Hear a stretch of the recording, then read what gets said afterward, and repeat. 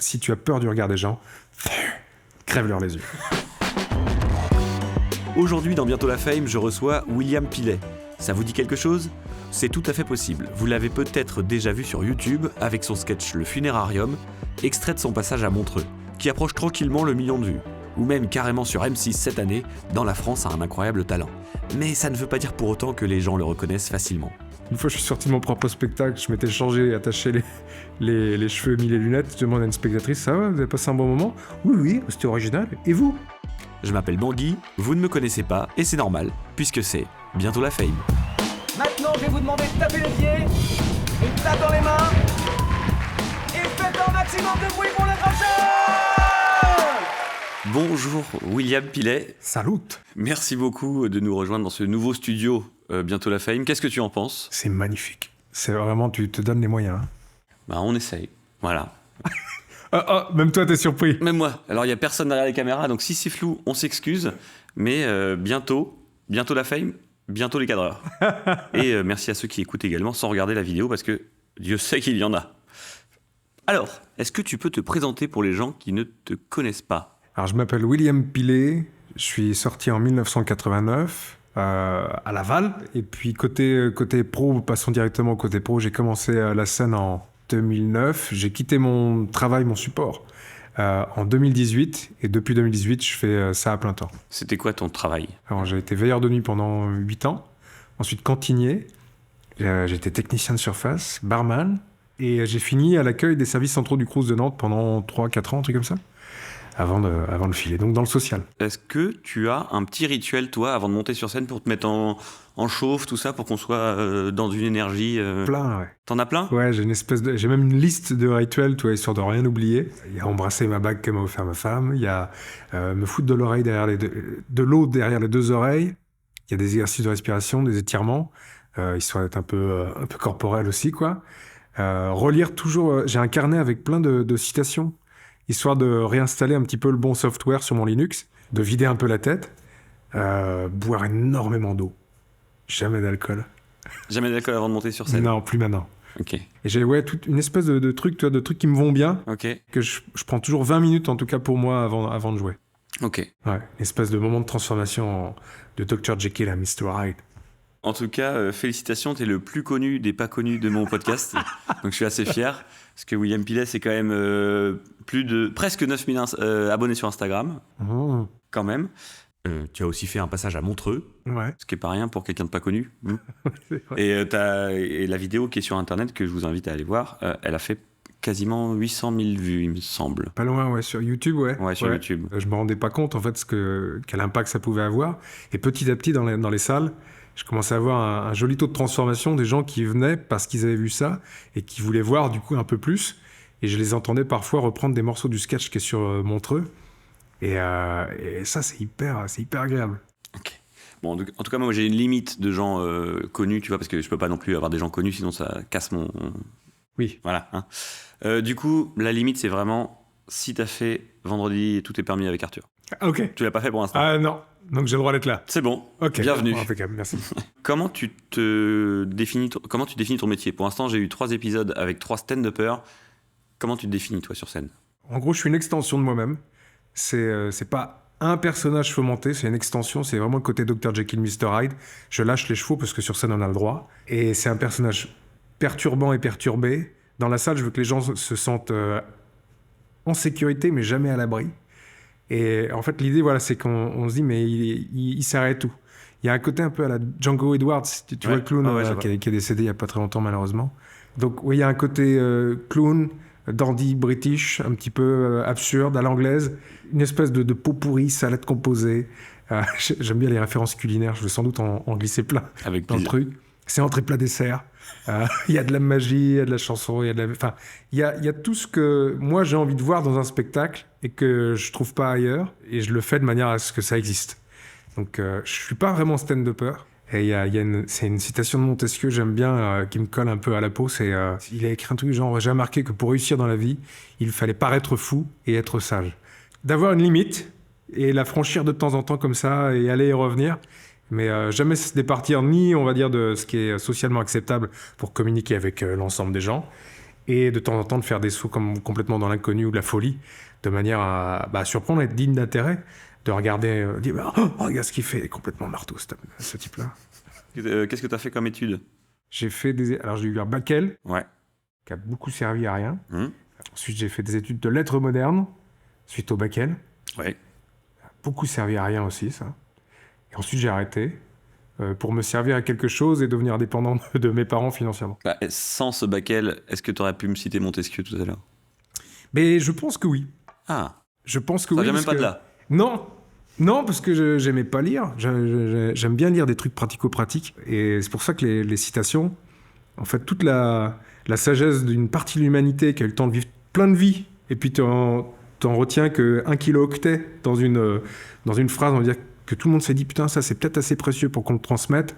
Ça veut peut-être dire quelque chose, quoi. Tu vois, j'aime beaucoup aller chercher, mais je crois que j'ai appris beaucoup de choses en dehors de l'école. J'ai eu les bases avec l'école, mais grâce à Internet. Ok. Sur la culture G, l'anglais. Je suis bilingue grâce, en grande partie, à Internet et à Robin Williams. Ah oui. Parce qu'il avait un spectacle en 2002 qui est sorti sur YouTube. Il n'y avait pas les sous-titres auto. Donc je ramenais des morceaux sur clé USB à ma prof d'anglais pour comprendre les blagues. Je ramenais des trucs, elle fait « Non, je peux pas. I can't translate. I cannot translate too sexual. » Ok. Donc du coup, tu m'as parlé de ta vie avant la scène, quand tu travaillais au Crous, par exemple. Mais déjà à ce moment-là, tu avais de la scène à côté, mais tu n'en vivais pas, c'est ça? Ouais. J'étais aux études quand j'ai commencé au Nantes Comedy Club. C'était un petit club qui avait ouvert dans un sous-sol. Et à l'époque, il y avait déjà à l'intérieur Walidia, il y avait Nilson José, Kenny Martino.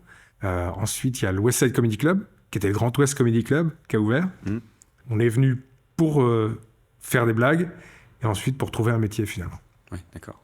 Là-dedans, c'est la génération à Edgar Rive, mon nous, Élodie Pou, Alexis Le Rossignol aussi qui est passé par là. Donc tout le monde, tu vois, est venu en fait se nourrir dans ce terreau-là. Et ouais, ça a été vraiment c'est le service militaire de la blague, mais en mode colonie. Ok. C'était très très cool comme époque. Ok. Et c'est là aussi que j'ai rencontré Kevin Robin, Nicolas Fabier, Hugo Levent, ainsi de suite, et toutes les générations d'après, quoi. Ok. Génération d'après, parce que t'es un dinosaure, c'est quoi ça? Bah, en fait, ouais, ça fait bizarre comme ça, mais c'est sans se hisser ni rien, tu vois, mais c'est vraiment venu par vague. C'est-à-dire qu'il y a eu, à l'époque, on avait commencé autour du West Side, il y a eu une période comme ça où on était une équipe, et ensuite on fait, bah mince, on n'a pas de nouveau. Et ensuite, tous les 2-3 ans, il y avait un nouveau batch, tu vois, de nouveaux qui arrivait. Et je me souviens, il y a une époque où il y a Kevin Robin, Nicolas Fabier, Kino, qui sont à ce moment-là. Et ensuite, bah, plus tard, Hugo Levent aussi, qui est arrivé quand il avait 16-17 ans. Et tu vois, petit à petit, c'est les premiers pieds à l'étrier. C'était en fait du gros partage, quoi, comme ça. Antoine Santenac, Maxime Stockner, qui a maintenant le Micro Comedy Club, Johan Bertetot, enfin, toute l'équipe nantaise comme ça. Basile, et tu vois, ça fait des petits, ça fait une espèce d'effet boule de neige.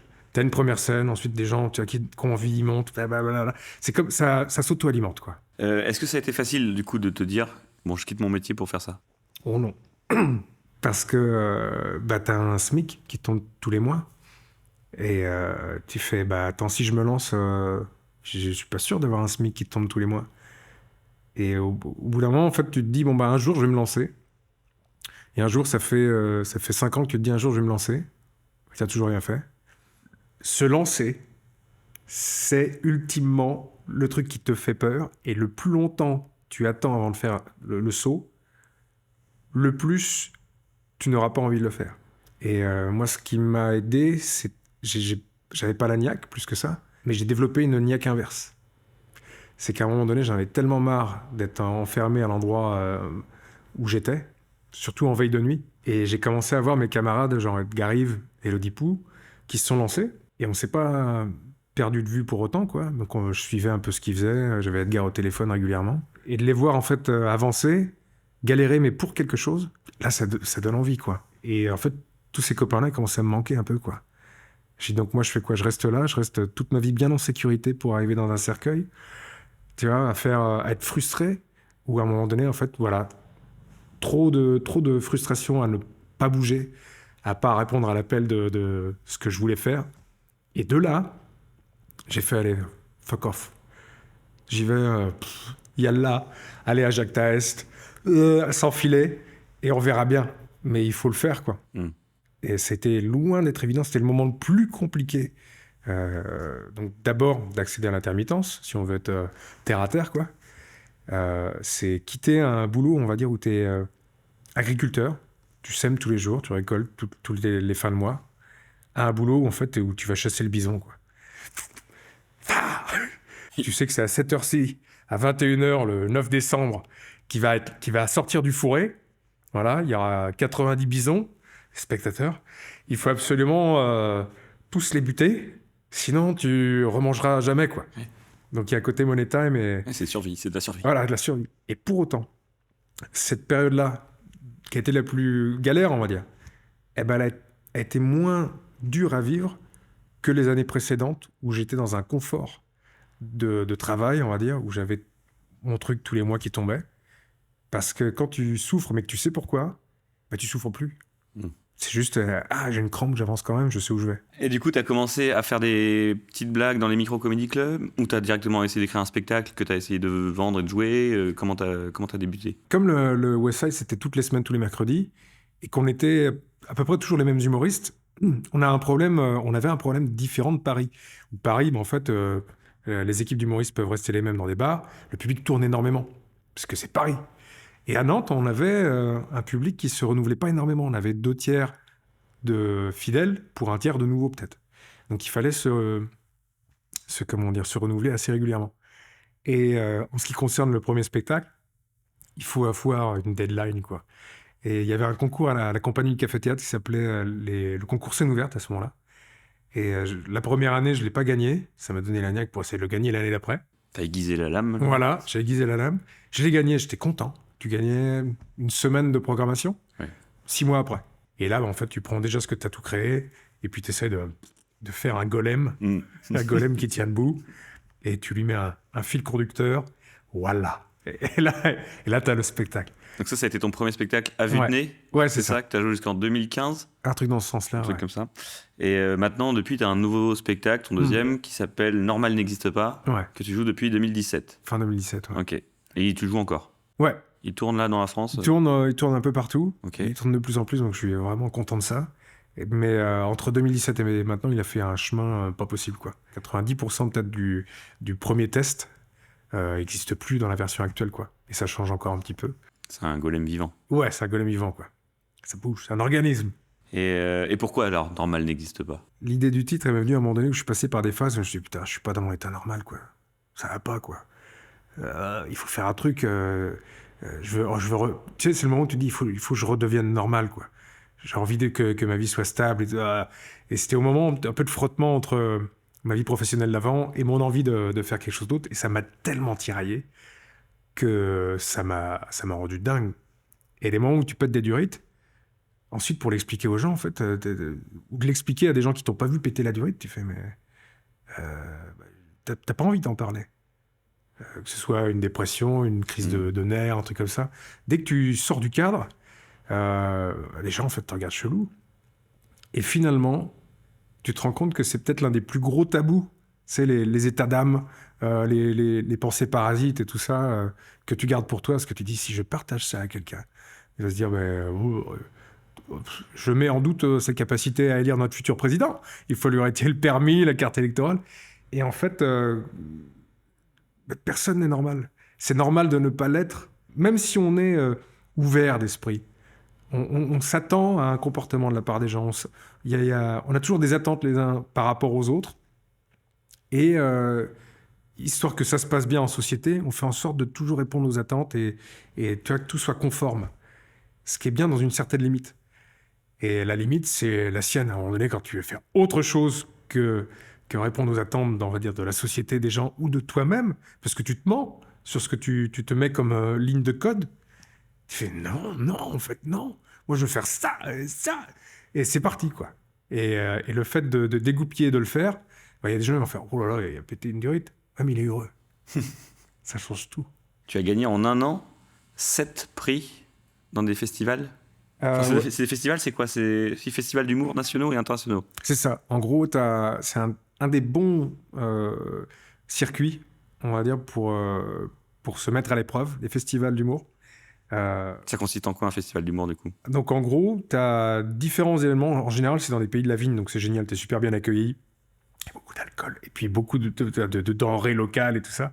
Et souvent, c'est des plateaux où tu es 4, 6 humoristes. Tu as un jury professionnel chaque fois. Et tout le monde, en fait, propose ce qu'il a proposé. Donc c'est un petit peu gladiateur, en fait, dans la façon de voir le truc, parce que y en a un, on va dire, qui va gagner le prix du public, le prix du jury, le prix de la presse, que sais-je. Et c'est assez bizarre parce que tu mets plein de fromages différents, de terreaux différents, de terroirs différents. Et à la fin, il y a quelqu'un qui fait « Non, mais ce soir, c'est celui-là qu'on a préféré. Ah, doublons-le. » Et du coup, j'ai freiné des cas de fer longtemps pour les festivals, parce que tu fais « Bah attends, tu proposes... c'est des formats différents à chaque fois, c'est 25, 30, 20 minutes, 15 minutes, 12 minutes. Et donc, tu prépares ta bande-annonce, on va dire, et tu dis « Ça, c'est moi. » J'y suis allé après le Covid. Parce que pendant le Covid, bah, du coup, comme on a perdu 2 ans, j'ai promis à ma meuf que j'allais mettre les bouchées doubles. Du coup, je me suis dit, j'assume en fait ce que je propose, quoi. J'y vais. Voilà, tenez, c'est ça que je fais. Vous aimez bien? Oh, prix, machin. Et donc, ouais, sur l'espace de 2 ans, je sais plus combien j'ai fait. J'ai une dizaine de festivals et j'ai ramené une quinzaine de prix à la maison. Je les ai recomptés l'autre jour, parce que je vais faire un dossier de presse. Et ils sont physiques, c'est des trophées? Ouais, c'est des trophées. Tu les as chez toi? Ouais. C'est une étagère, tu fais genre... Tu sais, dans les moments où tu mollis un peu, tu fais genre... Ah, je suis une merde. Non, ça va, je suis courageux quand même. Ça va, j'ai été... Mais l'intérêt vraiment des festivals, et j'invite vraiment toutes les personnes qui veulent essayer en fait de se lancer d'une manière ou d'une autre. Il y a les réseaux sociaux pour se lancer, il y a Paris pour essayer d'aller faire son trou. Mais les festivals, c'est génial. Tu rencontres des professionnels que si tu voulais les rencontrer à Paris, il faudrait dormir, entendre que je suis devant chez eux, attendre qu'ils sortent, acheter le pain, et alors dire s'il vous plaît, je suis humoriste. Non, tu dors dans une tente Quechua devant chez moi. Donc les festivals, c'est vraiment un bon moyen de présenter son travail. C'est Rungis, tu vois. Voilà, manger ça. Tu rencontres des gens, et moi, c'est grâce à une rencontre comme ça, en festival, que j'ai rencontré quelqu'un d'autre, qui m'a amené du coup à la situation à laquelle je suis aujourd'hui. Artiste produit, superbement accompagné et heureux. C'est le principal. On peut finir le podcast là-dessus. Bah. C'est vrai que tu fais plein de parallèles avec la bouffe. Hein. Ouais. C'est un vrai truc. Souvent, ou tu t'es dit ce soir, je parle non, comme je si c'était de la bouffe? Non, je crois que... Parce que tout le monde mange, donc je me dis c'est peut-être le meilleur moyen de ramener ça. Tout le monde comprend. Est-ce que tu comprends manger? Bah attends, je vais t'expliquer en mangeant. Et tu t'autorises sur scène à bouger un peu ce que tu as écrit, ou c'est d'abord dans ta phase d'écriture que tu as changé ta manière d'écrire? Non, c'est vraiment dans le jeu. La façon d'écrire, elle change un peu tout le temps, j'ai l'impression. Mais non, c'est vraiment dans le côté bon. Une fois que c'est écrit, une fois que c'est pendu, comment est-ce qu'on le nourrit, comment est-ce qu'on le fait grandir. Avant, c'était comment on fait les bébés, comment on fait les blagues. Voilà, j'ai fait une blague. Ça, c'est une blague. S'il vous plaît, voilà, j'en ai une autre. Non, maintenant, il faut les pousser, quoi. Et c'est vraiment d'essayer de pousser les trucs en jouant sur tous les paramètres. Que là, j'ai appris un nouveau degré d'amusement dans l'écriture qui n'est plus que celle-là ou celle-là, quoi. Ok. Enfin, pour ceux qui écoutent, que le au papier ou... Je peux faire de l'audio-description si tu veux. Voilà. Et il montre avec sa main et mime un stylo. Et tu préfères quoi? Les moments d'écriture ou les moments de jeu sur scène? De jeu, ah ouais. Le jeu, c'est ensemble, on rigole. Le moment d'écriture, si on veut faire une métaphore, c'est le moment où... on fait un jeu de société.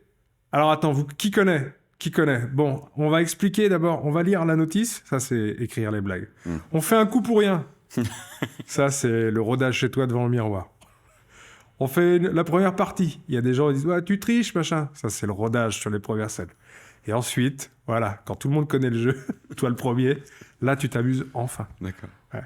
C'est vraiment très imagé, hein, c'est bien. C'est pas filmé en fait que ça aurait dû être ce podcast, c'est animé, enfin dessin animé quoi. Le premier podcast dessin animé. Ouais, avec le chasseur de bisons qui joue à un jeu de société, ce serait vachement bien. J'ai vu sur scène que tu faisais de la musique, un peu de magie, un peu, ouais. Du clown. Mm-hmm. Tu t'amuses bien? Oh, je m'amuse bien, ouais. Je suis le premier à m'amuser. T'as fait une... où est-ce que t'as appris la musique? Non? Nulle part. Nulle part. Internet, comme je te disais tout à l'heure, c'est vraiment tout Internet. Comme j'ai été veilleur de nuit longtemps, bah la nuit, tu sais, avec YouTube, t'as des tutos. T'as des tutos musique. piano. Donc avec mes premiers salaires, je chopais un synthétiseur, des harmonicas, un saxophone qui attend encore d'être joué parce que je fais trop de bruit avec. Donc, mais ça viendra. Des chaussures de claquettes. Les tours de magie, j'avais rencontré un pote qui s'appelle Kevin Gitney qui m'a introduit au père Horus, le père Ra, à la magie, aux sciences occultes et tout ça. Et en fait, j'ai plein de passions subalternes. L'aïkido, la peinture, le dessin. Et en fait, tout finit par trouver son chemin à un moment donné, que ce soit en vidéo, que ce soit en... Tout finit par servir. Mais vraiment, toutes mes références, tout ce que j'ai appris, en dehors des références, on va dire, familiales, tu vois, en musique, en artiste, tout ça, j'ai été bien nourri, en fait, par mes parents, amené au théâtre. J'ai eu plein de belles références musicales et culturelles. Mais vraiment, pour le reste, Internet, c'est génial pour ça, quoi. De quoi t'aimes parler sur scène ? Est-ce que t'as des thèmes que tu aimes aborder ? En fait, j'aime bien un peu tout. Je m'interdis rien en soi, mais j'essaie d'aller chercher des trucs dont personne ne veut parler plus que ça. En écriture, c'est ça. Une fois, j'avais écrit un truc sur les hommes statues. Parce que je dis, est-ce que j'ai déjà vu un sketch sur des hommes statues ? C'est ceux qu'on voit dans la rue. Voilà, et tu leur donnes de l'argent et ils bougent. Tu sais, des trucs parfois complètement anodins, pas forcément dignes d'intérêt. Comme les surréalistes, là. Je pense au ready-made. Tu sais, le courant artistique. Le ready-made, la fontaine de Marcel Duchamp. Ça m'a buté quand j'étais à l'école. Okay. C'est, en fait, je comprenais pas pourquoi c'était de l'art. Il avait juste pris un urinoir public, il avait proposé une fontaine. Et les gens font, c'est de l'art. Et les gens font, oui. Et d'autres font, mais non, c'est à chier. Et en fait, j'ai détesté ça. C'est de la flemme, c'est n'importe quoi, etc.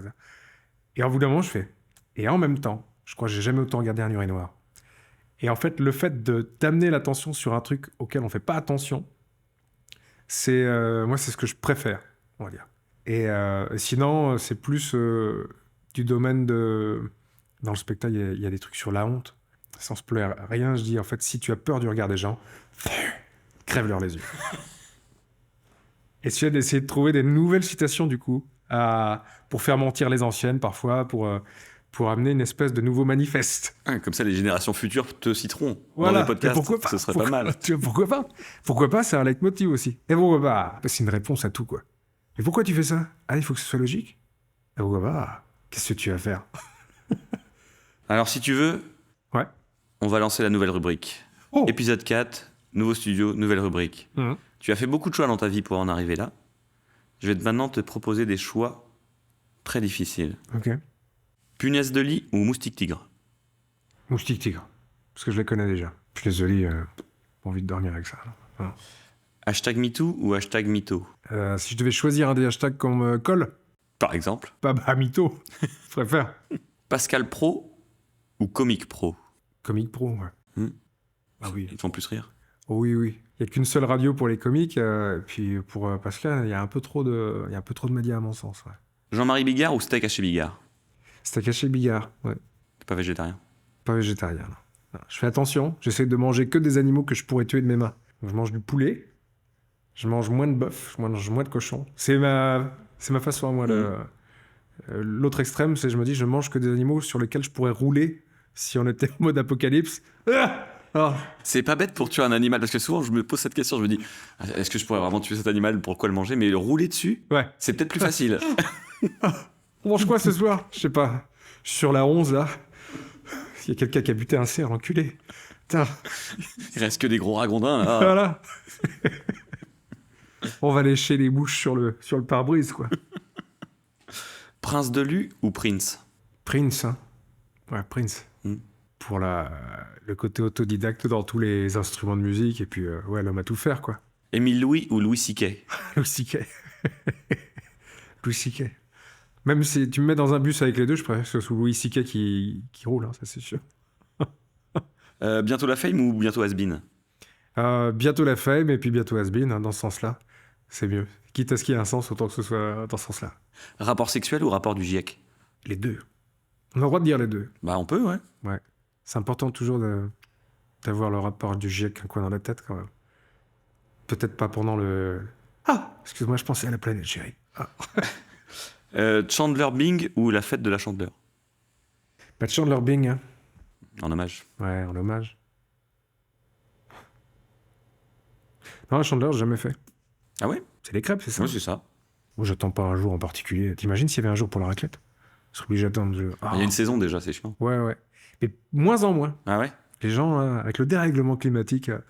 Ah bah ça a des bons côtés quand même. Moi, j'ai fait la première en fin août. Hein. Ah ouais? D'ailleurs, alors j'en avais fait une aussi genre en mai ou avril, mais pas cette année, il y a un an ou deux.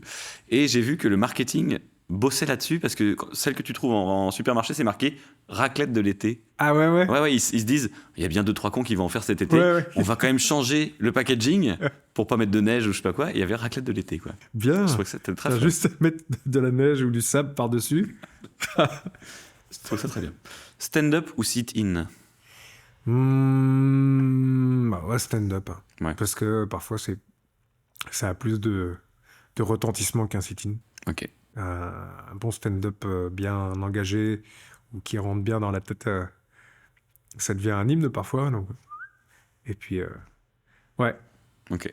Une dernière, Mhm. en termes de carrière, Norman Tavo ou Pierre Palmade?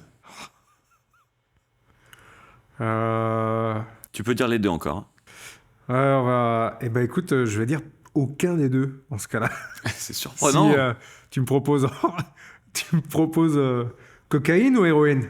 Qu'est-ce que vous préférez en termes de santé, en termes de... Non, ouais. Ok. Ah non, ni l'un ni l'autre là pour le coup. Bah, merci d'avoir joué le jeu de cette nouvelle rubrique. Eh ben c'est bien. J'espère En qu'elle va durer. On va parler de la fame du coup, parce que c'est un peu le thème de ce podcast. C'est beau, putain. Pour toi, c'est quoi la fame? Est-ce que c'est des gens qui arrêtent de faire des fautes à ton nom de famille? Ah, bah ça serait bien ça, ouais. Parce que j'ai cherché un peu des articles sur toi sur internet. Ouais. Des gens écrivent Ouais. Pillet. Pillet, ouais. William Pillet. Alors qu'on dit William Pillet, mais ils mettent deux L. Ça Ouais. fait Pillet. C'est étonnant. Non, quoi. Tu reprends un peu ces gens des fois ou... Oui, je suis plutôt... j'arrondis beaucoup les angles, de manière générale. Mais sur le nom de famille, c'est le seul truc qui me fait un chouïa, surtout chez les journalistes. C'est... Le nombre de fois, je fais, putain, c'est Pilé, payez le thé. Il y a déjà deux L à William. Tu m'emmerdes. Et...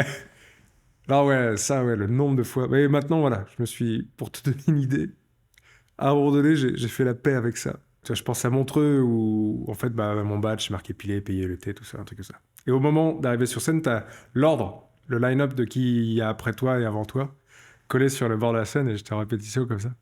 Et je regarde par terre, je vois Verino, machin, William Pilé, avec deux L. Et là, comme j'étais à Montreux, je fais, c'est pas grave. Ah, c'est pas grave. Ici, c'est pas grave. C'est la seule fois où j'ai fait genre. Ah, C'est un scandale, je ne pas monte pas grave. sur scène. Il n'y a que moi qui vais le lire, de toute façon. Et puis les autres artistes, ça va. Mais non, ouais, c'est le seul caprice de diva. C'est vraiment, enfin, mais tu vois, même sur la prononciation, je sais pas si c'est pilé ou pilet. Ah, même toi, tu sais pas? Alors, je pense que c'est pilé, parce que mon grand-père dit pilé, Ok. mes parents disent pilé, mais parfois on dit pilet, comme poulet, c'est tabouret. Mais c'est vrai que moi, je suis plus Pillet, tu vois. Mais Pillet maintenant, je dirais Pillet. Oui, mais tu vois, c'est ténu, oui. hein. Oui, c'est vrai. Mais le ET, pour moi, ouais, tabouret. Tabouret. Tabouret. Et ET tout court, on dit et. Oui. À moins d'être Johnny. Et du coup, pour toi, c'est quoi la fame? La fame, moi, qui m'intéresse, en tout cas, c'est... je sais pas si les gars l'ont dit autrement l'autre fois. Je pense que Kevin avait dit ça. C'est d'être reconnu plutôt que connu. C'est une conséquence du travail. Et je crois que celui qui l'a mieux dit, c'est Ricky Gervais. Quand j'ai eu une interview une fois, là, ça m'a marqué. Il parle en fait des 3 ans et demi qu'il a fait à écrire, tourner The Office. Et il devient une sensation en Angleterre. Et il y a un journaliste à la sortie des BAFTA, c'est les remises de prix. Il lui fait, mais comment est-ce que vous pourriez donner un conseil à quelqu'un qui va être connu du jour au lendemain, comme vous? Et Ricky Gervais, il fait, tu es une pute. Oui, connu du jour au lendemain, tu es une pute. Là, tu vas être connu. Mais pour être reconnu, c'est autre chose. Donc c'est ça, en fait, connu façon star de la télé-réalité. Ah oui, je connais, vu dans le jacuzzi, où il a dit Tim au lieu de Tin. Non, être reconnu, oui. La fame, c'est pas quelque chose, on va dire, que je cherche pour le chercher. Je cherche à faire un truc qui me plaise, que je sois content de proposer, qui résonne avec le plus de monde possible. Mais c'est histoire de trouver une audience, trouver son public de plus en plus large. Et c'est pas, on va dire, aller chercher le moment où tu rentres dans Starbucks et que t'as plus besoin de dire ton prénom, quoi. Ou d'ouvrir un apéricube et puis t'es dedans. Ou de marcher dans une impasse et puis c'est ton nom. Tu vois. C'est pas quelque chose que je trouve de manière inhérente désirable. Parce que je sais pas ce que c'est, tu vois, d'être reconnu dans la rue, des trucs comme ça. T'as pas encore ça? Non. T'as pas de fan Non, et puis de toute manière, je m'attache les cheveux, je mets mes lunettes, c'est Clark Kent à l'envers. Là, regarde, disparition. Fais une démo. Hop. Ça. Désolé pour ceux qui écoutent le podcast. Et il s'attache les cheveux et met ses lunettes. C'est pas pareil. C'est vrai que c'est pas pareil. Il n'y a pas de volume, là. C'est T'enlèves la crinière au lion, quoi. Bonjour, je suis comptable. Ouais, comptable pas trop non plus. Comptable, mais je prends des prods le week-end. Je fais de la musique électro dans ma cave. Mais... Oui, je vais le financer, votre groupe de rock. Oui, vous avez tapé au bon endroit. Non, mais pour te donner l'idée, une fois je suis sorti de mon propre spectacle, je m'étais changé, attaché les cheveux, mis les lunettes. Je demande à une spectatrice, ça va, vous avez passé un bon moment? Oui, c'était original. Et vous? Ah, mais c'est vous! Ah, je ne l'ai pas reconnu! Heureusement qu'elle a dit oui, du coup, ça aurait été gênant. Ouais. Mais ça me permet d'aller sonder moi-même, tu vois. Ah oui, c'est pas mal. Mais ouais. Là, je trouve la meilleure fame, c'est quand justement tu es reconnu pour ton travail, que suffisamment de personnes te connaissent de manière à ce que ça te crée une longévité de carrière et que les gens attendent la suite. C'est que tu peux disparaître un peu, le temps de créer des trucs en secret et revenir. Je pense à Alexandre Astier, je pense à des acteurs américains, Jim Carrey, tu sais qu'à un moment donné, on voyait moins et quand il revient, tu fais « Ah, on a envie de voir ce qui se passe ». Ça, c'est vraiment ça, tu vois, que je reviens genre « Allez, ça, c'est le nouveau truc. Ça vous plaît ?»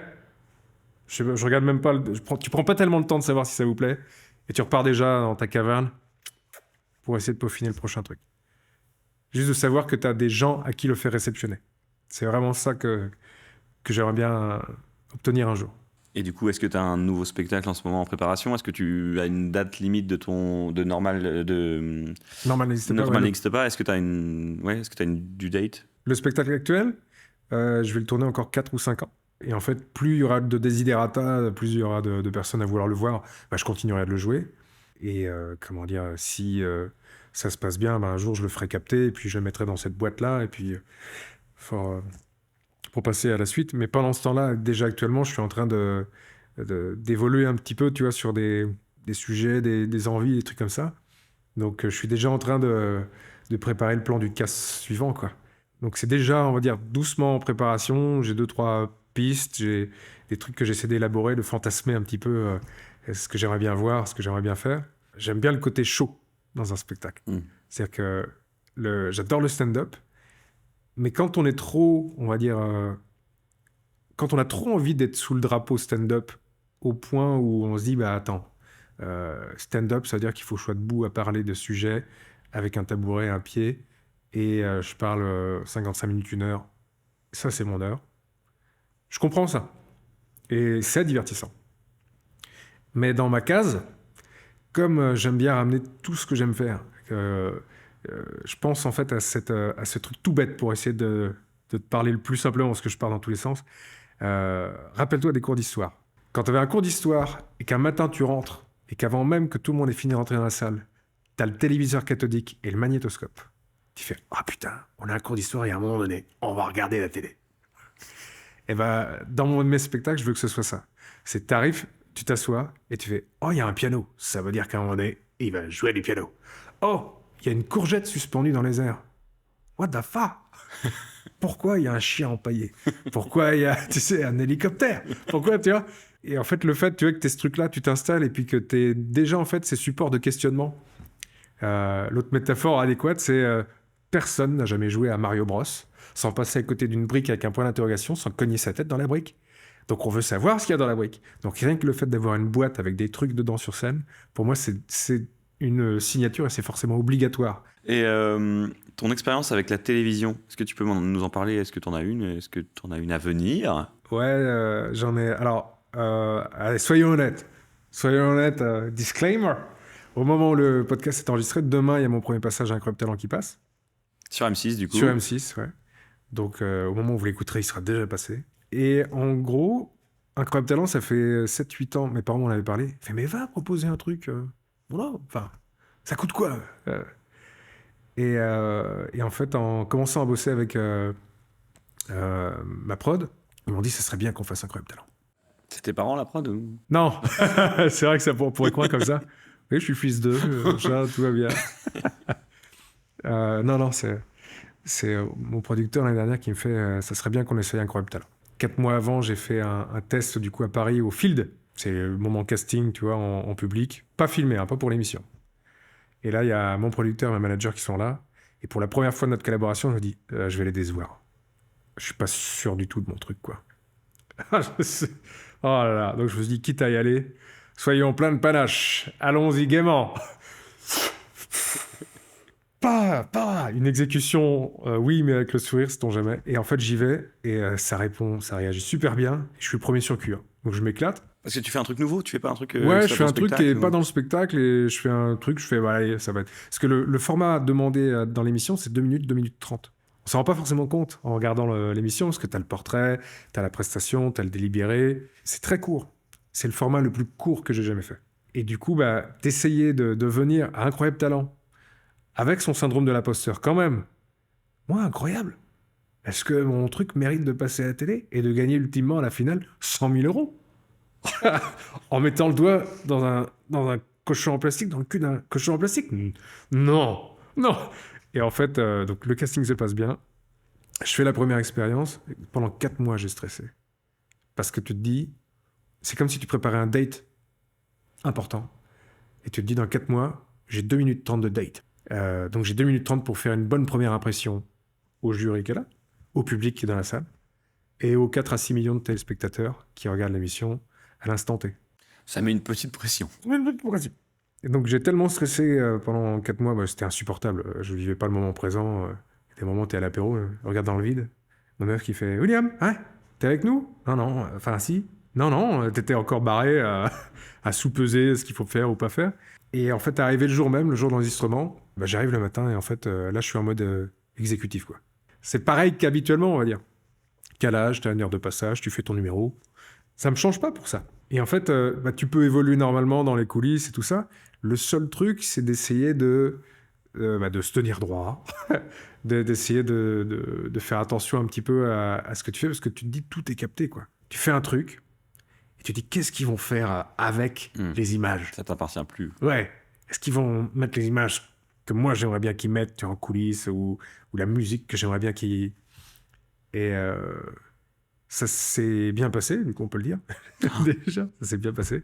Quand je suis juste apparu dans le teaser, j'ai reçu plein de messages déjà. Ça fait bizarre. Parce que je me suis dit, je connais un peu l'exposition, il y a eu Montreux. Et en fait, dans la télé, c'est une autre exposition. C'est un autre type d'exposition, c'est d'un coup, beaucoup. Et pour autant, moi, arrivé à Montreux, puis à Incroyable Talent, là, parce que c'est mes 2 challenges, on va dire, sur ces 2 dernières années, je les ai pas pris comme un truc, genre, pas normal. C'est-à-dire qu'il y a quelques années, je faisais genre, je suis pas à ma place et tout ça. Petit à petit, je fais genre, mais je veux proposer un truc pour avancer, pour plus jamais retourner dans mes tafs précédents. Je veux avancer, je veux plus... En fait, c'est ça, je veux fuir mes boulots précédents. Je veux vraiment voir jusqu'où je peux aller. Je veux voir ce que je suis capable de me faire faire. Pas de faire, me faire faire. Vas-y, non, si, tu vois, tu sautes dans le vide et tout. Et donc, je me suis dit, en fait, d'arriver sur le truc, j'étais pas plus stressé que ça sur place, parce que tu arrives pour faire ta mission, on va dire, celle que tu t'es donnée. Et du coup, tu appréhendes les choses petit à petit, tu apprends à voler au moment où tu chutes, et ça va. Si je parle à moi il y a 5-6 ans, et je lui dis « Allô, William, tu vas faire Montreux ?» Bon, arrête, tu décolles. « Allô, William, tu vas passer sur M6 ?» Mais qui c'est, bordel? Ouais, c'est qui? C'est très bien, je suis pas capable de ça. Non, mais je vais te forcer. Attends, comment on fait? On fait quoi? Ça fait une bonne transition parce qu'on n'a pas parlé de Montreux vraiment. On a juste dit que ça avait fait une vidéo sur internet qui t'avait donné de la visibilité. T'as 800 000 vues quasiment. Comment t'as vécu cette expérience? Comment t'as eu l'opportunité de cette expérience aussi? Ouais. Alors en gros, Montreux, j'ai fait le circuit festival comme je te disais. Et j'ai rencontré quelqu'un qui travaillait à Montreux dans un festival, qui était dans le jury d'un festival à Tournon, c'était Amandine. Et on discute, comme ça, l'après-midi. Et moi, je savais même pas qu'elle travaillait à Montreux, tout ça. On sympathise. Le soir, elle voit ce que je fais. Et ça match. Au moment, en fait Montreux envoie des émissaires chercher, en fait, des têtes pour les Montreux d'après, notamment le gala Mon Premier Montreux. C'est un gala qui est orchestré souvent par une tête d'affiche. L'année où j'étais, c'était Baptiste Le Caplin. Ouais. Et comment dire, en fait, on dit, c'est telle date, machin, il faut que tu prépares 7-8 minutes. Et ce qui est vraiment, vraiment flippant, c'est que, au-delà du fait que la salle soit grande et qu'il y ait du monde, c'est que la salle est allumée. Tu vois les gens. Pour la capta, tu vois, comme il y a les grues avec les caméras, on voit les gens. Plus qu'habituellement, où c'est vraiment noir. Il y en a combien Là, je crois qu'il y en a 1006, un peu plus de 1006 Ah oui, ça fait beaucoup. l'année dernière.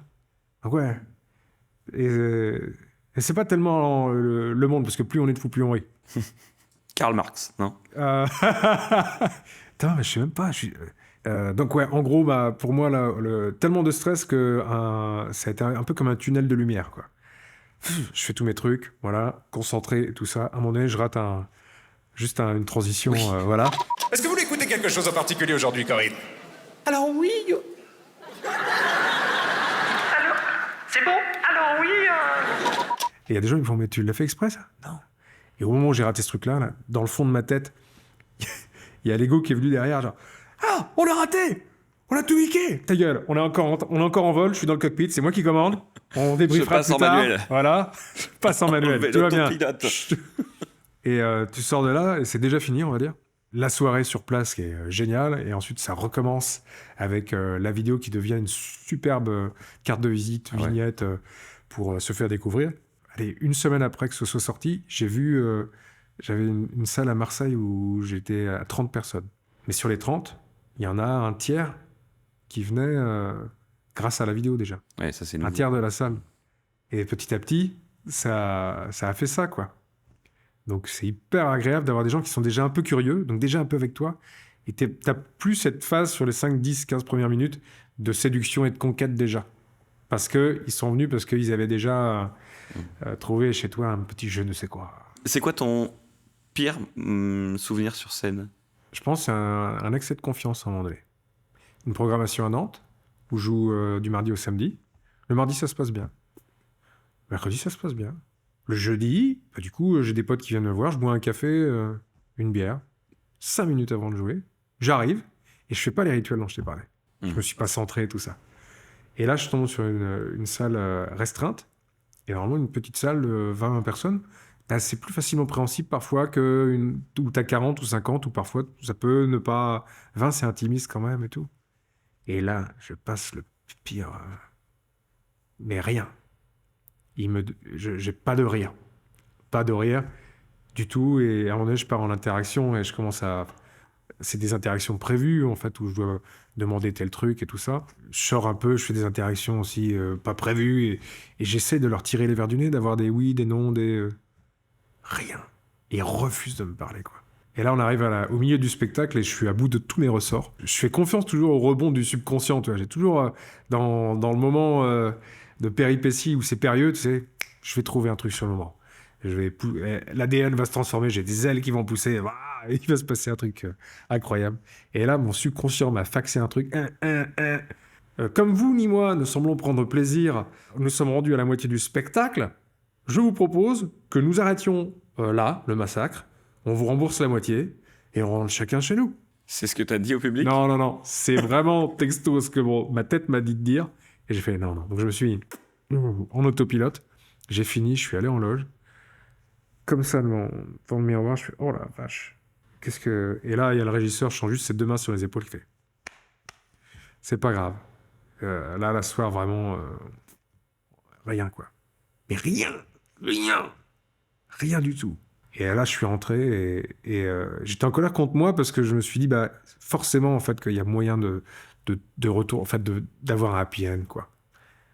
Il y a forcément moyen. Et c'est là que je me suis dit, bon, il faut que je sois plus animal sur scène, que je sois pas que dans le texte. C'est le moment, en fait, avant Covid, où j'étais trop sur le texte, tu sais.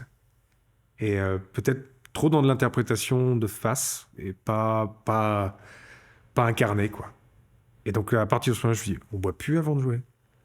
On prend du temps pour se centrer et on excite les fauves dans la cage avec des os et des morceaux de viande. Et quand tu rentres sur scène, t'es là pour manger. T'es là pour manger. Et le fait de manger, en fait, il faut pas manger avant de jouer parce qu'il faut avoir faim. Si je mange avant de... Je l'ai déjà fait quelques fois. Si tu manges avant de jouer, pour moi, là, tu digères, t'es pas bon, t'es satisfait. Là, t'as un truc à aller chercher. Et à partir de ce moment-là, ça m'a permis de choper une niaque, tu vois, pour la reprise. Genre, on va tout bouffer, quoi. Et j'ai revu ma façon de voir les choses en termes de jeu. Avant, c'était très didactique, ce que j'écrivais. Chapitre 1, thèse, synthèse. Et ensuite, je me suis dit, non, mais en fait, dans la présentation, l'humour, c'est du jazz. Il y a des gens en face, c'est... Tu mets les ruptures, il est faux les ruptures, mais tu les bouges et tu les modules à certains endroits et tu peux en amener d'autres. Enfin, il faut que ça vive, quoi. Et à partir du moment où je me suis détaché un peu du texte et je me suis amusé à moduler le texte, et physiquement, avec des gestes, avec des silences, avec des modulations de voix, avec plutôt... pas qu'est-ce que je veux dire, mais comment je vais le dire. Comment je peux... Parce que qu'est-ce que je vais écrire qui va être drôle sur le papier ? C'est une notice, quoi. Comment je l'interprète ça, là, comme une partition, de manière à lui donner le plus de rebond possible, quoi. Et de là, ça a changé complètement la manière... J'aurais fait les festivals avant Covid, ça se serait pas passé aussi bien pour moi. Ça n'aurait pas été une version finie, on va dire, de ce que je proposais et de ce que je proposais. Là, par contre, à chaque fois que je monte sur scène maintenant, il y a un côté genre... Je vais vous bouffer, en fait. C'est ça qui va se passer. Je vais manger tout le monde. Ok. C'est pas hargneux, c'est pas péjoratif, parce que je tiens vraiment à être bienveillant envers les gens qui viennent, toujours. À chaque fois, les gens, ils font de la route, ils payent le parking, ils payent l'essence, ils payent le resto avant, après, ils payent la personne qui garde leur enfant, ils payent la place, accessoirement. Un verre au bar, etc., ça fait marcher toute une économie. Ils sont là, ils te connaissent pas, ils parient sur toi sur cette soirée-là, ils s'en remettent à toi pendant 1 heure, 1 heure et demie pour être divertis. Il faut être cool avec eux. Du coup, il faut être à fond, tout le temps, tous les soirs, présenter la même assiette, avec la même ciboulette, double ciboulette, au même endroit, dans le même axe, tout ça. C'est la même assiette tous les soirs, j'y tiens. Il n'y a pas un moment donné où tu trouveras un cheveu à moi dans l'assiette ou une mouche. Pardon, excusez-moi, ça arrive. Non, ils ont payé pour venir. Ils sont venus voir du show, ils vont avoir du show. C'est la seule exigence, on va dire, qui est indéboulonnable chez moi. C'est que je sois fatigué, pas bien, un truc comme ça.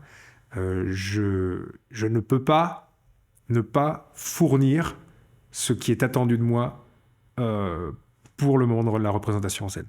C'est impossible. Décevoir et les gens et ceux qui ont déjà vu le spectacle, mon équipe et tout ça, c'est mais plutôt crever. Plutôt crever que d'arriver à un moment donné faire non. On y va, quoi. On y va. On a déjà une réputation de feignant, les intermittents, machin, un truc comme ça, parce qu'on travaille qu'1 heure dans la journée, soi-disant. Alors sur le money time, sur le moment où il faut être bon, il faut être bon. Ouais, ok. Très bien. Et du coup, est-ce que tu as ton meilleur moment sur scène ? Est-ce que tu as un climax aujourd'hui de ta carrière ? C'est un montage de plein il y a forcément le moment à Montreux, les soirs en fait où tu te fais faire des trucs que tu sais pas que tu vas faire, des impros, des fulgurances, des trucs comme ça. Là, plus récemment, c'était à Clermont-Ferrand. Il y a un truc qui est arrivé, je peux pas le dire pour pas spoiler, un truc qui n'est pas dans le spectacle habituellement, mais il y a un truc qui arrive à un moment donné, qui tombe sur une phrase, une virgule, et c'est tellement insensé à quel point c'est imprévu et que ça tombe au bon moment que la salle et moi, on est partis en fou rire sur 5 minutes. 5 minutes de pourquoi c'est tombé, et j'ai eu mes premières larmes de fou rire sur scène. Normalement, tu vois, ça m'arrive de rire des fois, mais jamais au point d'en avoir des larmes. Je fais ça, c'était une bonne soirée, ça. Est-ce que tu as un objectif à atteindre dans ta carrière ? Est-ce que tu t'es donné un but, une salle ? Non, je me suis pas donné de but, si ce n'est de continuer à me surprendre et de développer mon appétit. Parce que, en fait, ce qui me manquait sans doute, parce que je croyais pas, j'étais plein de doutes, quoi. Mais au moment où je me suis dit, bah, il y a un truc qu'on fait peu avec ces doutes, c'est d'en douter. C'est combattre le feu par le feu. On ne doute jamais de ses doutes. C'est comme si c'était immuable, c'est dans la tête. Mais non, c'est vrai. Non, c'est tellement là parce que tu penses que c'est vrai. Mais doute de tes doutes, il n'y a que ça qui les bute. Doute de tes doutes, il n'y a que ça qui les bute, je le répète. Pour moi aussi. Et en gros, je veux continuer à me surprendre, à me faire des trucs que je ne me pensais pas capable de faire plein de choses différentes en termes de création, quoi, en scène, en vidéo, en musique, pourquoi pas. Et en fait, de voir jusqu'où je peux aller. Donc, à défaut d'avoir eu de l'ambition par le passé et d'avoir cru suffisamment en moi, maintenant, je commence à croire en moi et le seul truc, en fait, que j'ai envie d'avoir, c'est de l'audace et du panache. On va chercher... Voilà. T'es un cavalier. T'es aligné, en face, il y a du monde comme ça. Et puis, on te dit, faut y aller, là. Ah bon? Tu fais demi-tour, c'est de la retraite, hein. Il va rien se passer de bon pour toi et tu vas te dénigrer. Bon, bah... Viens là! Wouh! Et tu fais ce que tu veux pour qu'en face, il fasse... On est censé avoir peur? Non! Je suis au-delà de ça, maintenant! Je suis au-delà de la peur! On va mourir, de toute façon! Non! Donc, c'est vraiment ce truc-là, quitte à y aller, autant y aller vraiment plein de balles, quoi. Okay. Qu'est-ce qu'il fait? On sait pas! Moi non plus! Mais j'y vais! Regardez comme j'y vais! On sait pas comment est-ce qu'on arrive à un endroit. On connaît pas le chemin. C'est juste que, à un moment donné, avec un peu d'audace, de culot, et puis surtout de croire en soi au moins une fois dans la journée, et au moment où il faut le faire, pas de s'auto-saboter au moment où il faut performer, et ben il y a des choses qui peuvent arriver derrière. Est-ce que t'as le trac? Ouais, j'ai le trac souvent, ouais. En fait, il faut que je performe dans 15 minutes sur scène. Il faut que ce soit bon. Le fait de penser à vouloir que ce soit bon, c'est l'énergie que tu mets à un endroit où tu te dépenses de l'énergie. S'inquiéter, ou douter, c'est parler contre soi, déjà. Il faut arrêter ça. T'es obligé de passer par ce trac-là, et à un moment donné, tu fais genre, ferme ta gueule. Arrête. On va voir. Rassemble ton énergie maintenant, celle que t'as, et fais ce que tu peux sur le moment venu. J'ai de la chance, c'est que le track que j'ai avant, j'ai l'impression que t'es obligé, il n'y a pas de remède. À chaque fois que c'est à moi et que je dois rentrer sur scène, c'est le moment où je passe de Bruce Banner à Hulk. Et c'est un peu comme si avant, moi je suis Bruce Banner, tu sais, dans la loge, je fais genre, j'espère que je vais me transformer, quoi. Si j'arrive pas... Et en fait, dès que c'est à moi, on dit mon nom. Et c'est parti. Et c'est un peu, c'est douter de son pouvoir, quoi, avant de monter sur scène. Et vraiment douter de soi, c'est des pensées qui t'aident pas. Donc maintenant, je me surprends. Je dis, cette pensée-là, est-ce qu'elle t'aide? Est-ce qu'elle est valide? Est-ce qu'elle est positive? Est-ce qu'elle met du fuel un peu de manière à ce que tu avances là? Non. Bon, bah alors on la déleste.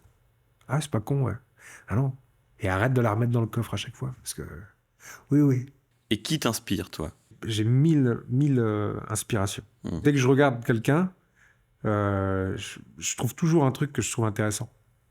Mais vraiment, ceux qui m'inspirent le plus, c'est mes camarades, des gens que tu reçois, les gens que je t'ai mentionnés, tout ça, parce que en dehors, en fait, de ce que les gens voient, qui est la partie en scène, le bout du travail, il y a tout le reste.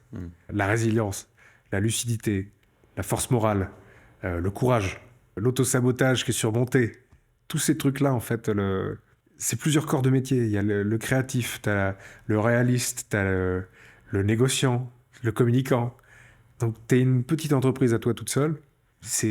Tout me fascine dans ce métier. Tous ceux qui font de l'humour pour moi sont des Neil Armstrong. C'est des gens qui vont mettre un pied sur la Lune. C'est leur Lune à chaque fois. Tout le monde ne sait pas forcément qu'ils l'ont fait. Tout le monde, tous ces gens-là qui font de la scène, c'est des Neil Armstrong. C'est eux. C'est lui. Trompettiste. Trompettiste. Ah, putain. Oh non. It's so wonderful. Ah. Écoute, William, je pense qu'on a on a abordé beaucoup de choses. Oui. Est-ce que tu penses qu'on a oublié quelque chose? Ah, c'est peut-être une dernière chose, ouais. C'est pour toi, vas-y. La France t'écoute. Eh bien... Quand on est sincère, on n'a jamais tort. Sauf si c'est de la frustration. Il faut être patient. L'impatience, c'est débile. C'est-à-dire qu'on est à une époque où on ne vit pas dans le présent. On n'a pas le temps d'être nostalgique parce qu'il y a toute l'anxiété du futur qui nous vient. Ensuite, je crois qu'on est dans les années de nos vies où tout passe très très vite. On n'a pas le temps d'être nostalgique, on n'a pas le temps de se poser. Le but, c'est d'être maintenant pour pouvoir prendre le temps plus tard d'être nostalgique. Donc prendre le temps au présent de créer des souvenirs pour avoir le temps d'être nostalgique plus tard. Si on arrive plus tard à rester dans le moment présent et être nostalgique, parce que suis-moi, follow me. Je m'accroche. Parce qu'on est tellement à fond sur le téléphone, par exemple actuellement, je pense que c'est une habitude qu'on ne perdra pas même plus tard quand on sera à l'EHPAD. Quand je parlais de créer des souvenirs, en fait, on prend des photos sans arrêt avec nos téléphones. Quand est-ce qu'on les regarde? Quand on est dans le train et qu'il n'y a pas de Wi-Fi. Parce qu'on a fini le jeu, un truc comme ça. Tiens, je vais regarder mes photos. Oh, tiens.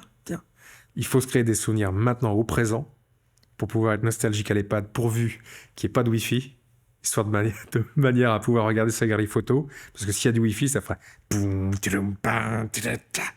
Oh, pardon. On jouera à Fortnite à l'EHPAD, c'est que les vieux qui joueront en ligne. Oh. Donc ouais, non, c'est vraiment... faut être patient avec la vie et avec soi-même aussi. Ça va venir, à partir du moment où tu mets un pied devant l'autre, ça vient. Et on commence aujourd'hui. Et ça vient bientôt. Bientôt la fame. Eh ben, c'est tout ce qu'on te souhaite, en tout cas. Merci beaucoup, merci. Merci beaucoup, William. Merci Pilé. Front, quoi. Pilé. Merci beaucoup d'avoir pris le temps. Bah non, merci à toi pour l'invitation, trop cool. Est-ce qu'il y a des dates là que tu veux dire pour ton spectacle, par exemple? Bah je vais tout mettre sur les réseaux sociaux, je pense. Ok.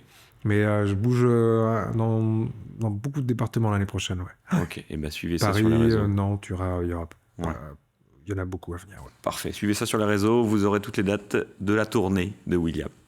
Merci beaucoup, William, encore une fois, Merci et puis beaucoup. à très bientôt. Merci d'avoir écouté cet épisode de Bientôt la Fame. Et d'ailleurs, pour que Bientôt la Fame devienne bientôt famous, n'hésitez pas à partager cet épisode, à en parler autour de vous, à vous abonner pour ne pas rater les prochains épisodes, et même, pourquoi pas, à lui donner une excellente note sur les sites de streaming de podcasts. Cet épisode a été enregistré au Studio de Lille à Nantes. La musique originale est signée La Piscine Records, et l'identité graphique est signée Clarisse Ferré. À bientôt la Fame.